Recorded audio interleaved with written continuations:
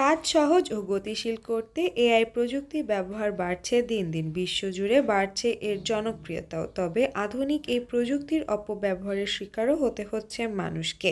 এবার যেমন হয়েছে থাইল্যান্ডের প্রধানমন্ত্রী সিনওয়াত্রা। এআই ফোন কেলেঙ্কারির শিকার হয়েছেন তিনি। কিভাবে কেলেঙ্কারির শিকার হয়েছেন সম্প্রতি নিজেই জানিয়েছেন থাই প্রধানমন্ত্রী। তিনি জানিয়েছেন একজন স্ক্যামার তার সুপরিচিত এক বিশ্ব নেতার ক্লোন করা ভয়েস ব্যবহার করে তার কাছে অর্থ দাবি করেছিলেন।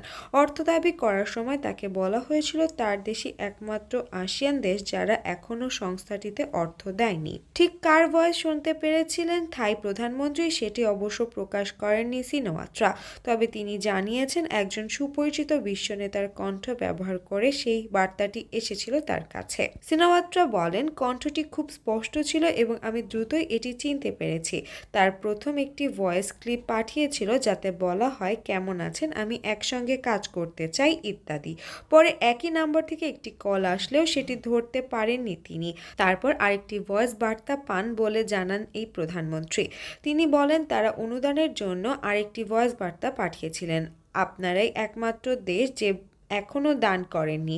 আমি এক মুহূর্তের জন্য হতবাক হয়ে গেলাম এবং বুঝতে পারলাম কিছু একটা হচ্ছে। পরক্ষণেই থাই প্রধানমন্ত্রী বুঝতে পারেন যে এই বার্তাটি পাঠিয়েছে সম্ভবত এআই ব্যবহার করে বিশ্ব নেতার ভয়েস ব্যবহার করেছেন তিনি।